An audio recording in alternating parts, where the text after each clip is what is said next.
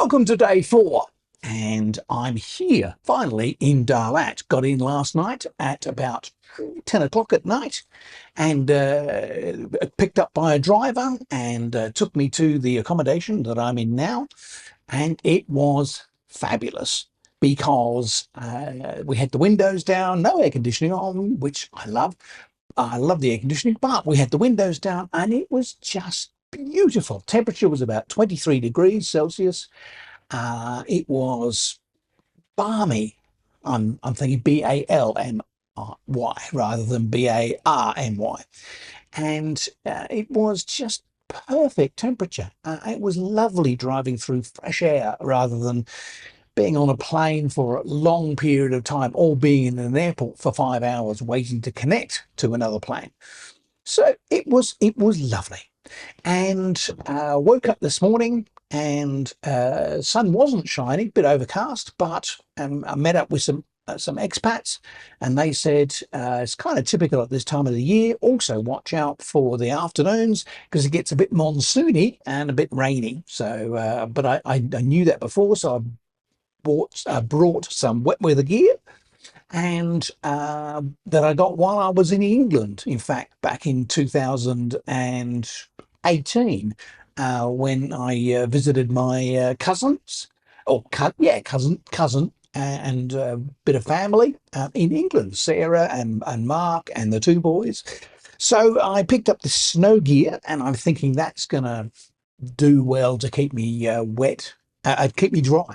Anyway, so back to the fiasco. So we had Qantas buggering me around, and then we had Vietnam Airlines. The next day, I went to see them at their checkout while they were, checking in people, and expecting them to honour the ticket that I had, which said $160 to change it to another day.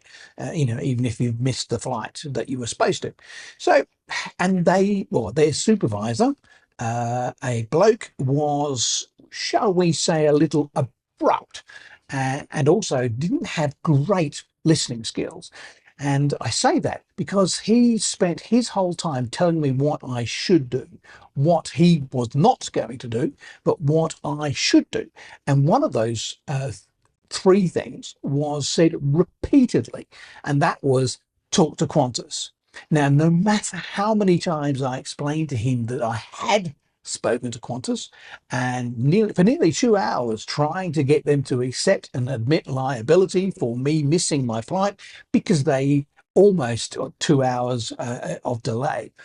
But no. And as I explained in a previous video, they just washed their hands of it, kind of like wash that man right out of my hair, except I've got no hair.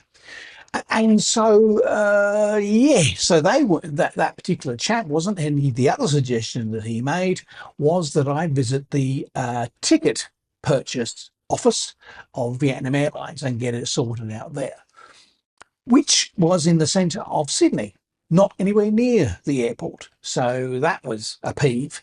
So I ended up I've been trying to get hold of Vietnam Airlines customer service team in Vietnam, and eventually got through, because lots and lots of hassle. Anyway, eventually got to speak to someone who spoke English, and they said, yeah, we can sort that out. We'll just issue you with a new ticket and we'll send it to your email. No problem at all. And it's going to be $160. And I said, great. And then they issued me the ticket and they billed me for an extra $605. So I said, why is that? And they said, because it's a different class. And I said, well, hang on a second. You said that it was. I don't know. It's a different class now. You've got to, you've got to pay this extra fee. And it turns out that on the 30th of April, when I was due to fly out, the class for premium economy was a class Z. The 1st of May, that class Z completely disappeared. Did not happen. It was replaced by class U, which was $605 more expensive. So by the time I've added up all the different bits, the accommodation, the food, the airline tickets, nearly $3,000 I'd spent in 3 days. Now, even I find that a bit difficult to do, normally around town. But the airlines, it's so $3,000 anyway. So I come over here, picked up at the airport, and brought to my accommodation, nice accommodation, and met up with some expats. There's tons and tons of expats here, apparently. I've been invited to lots of coffee things all over the place.